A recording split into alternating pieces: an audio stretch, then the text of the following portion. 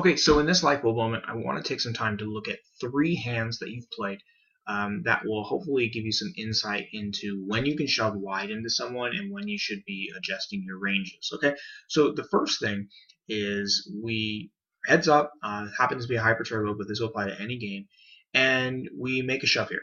Okay, uh, at face value with no reads, this is absolutely brilliant. You know, the person has about 9 big blinds behind. We're shoving queen 5. Totally cool.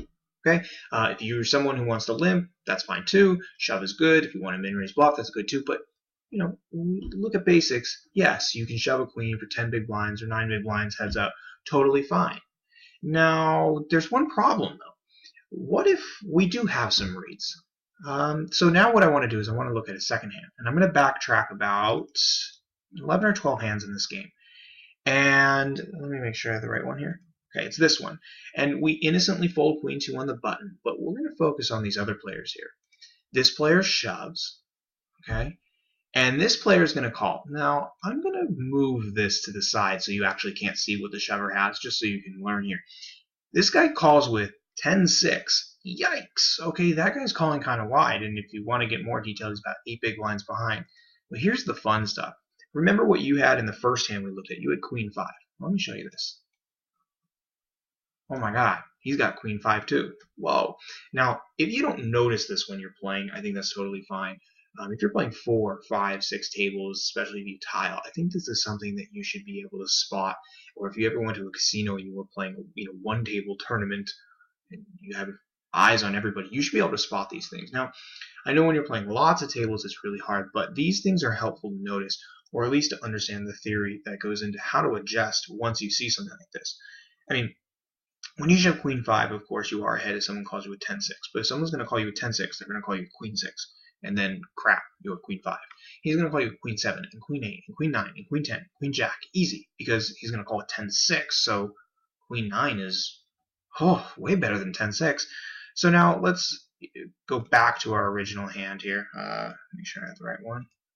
Yeah, here we go. So now knowing that information, maybe this isn't the best shove because he's going to look you up with queen 6, 7, 8, 9, no problem at all. King 5, no problem at all. So then how do we adjust to that? Well, the best adjustment is just to limp instead. If you want, you could even walk him because you have such a huge lead. You have 40 big blinds. I mean, that's incredible for a heads-up stack, especially when your opponent is 10. So you could even fold there and just be a little more patient for this player. But now I want to fast forward to one last hand to just show you when it's a good time to shove, even when you know your opponent's loose. And you shove queen 6, and he folds. Okay, cool. I'm not too concerned about the result, but what I really like here is that now, notice the stack size of your opponent. That's about 6 big blinds, okay? So when your opponent's at 6 big blinds or less, now you can shove these types of hands, even when you know your opponent is going to call wider. But when your opponent is, here's our original, closer to 9 or 10 big blinds, I don't want to see you shove those as much, okay?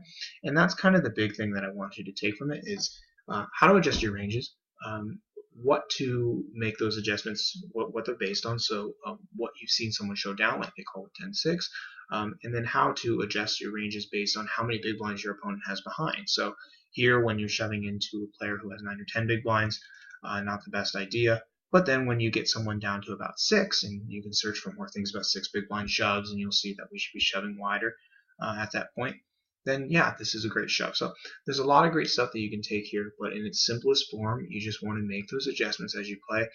And it's a really great way to take winning results like, hey, you're shoving queen 5, okay, that's great, we know it's a good play overall most of the time, that's great. And now you can take it to the next level, and you can get a little better with your shoves. And that will allow your win rate to improve. It's basically, in a nutshell, you're taking a winning strategy and then you're making it more winninger. So that's the magic word for the day, winninger. But I hope that you can learn this and then easily apply it in your games. This is definitely some advice that you can use in real time to make great winninger adjustments as you play. See ya.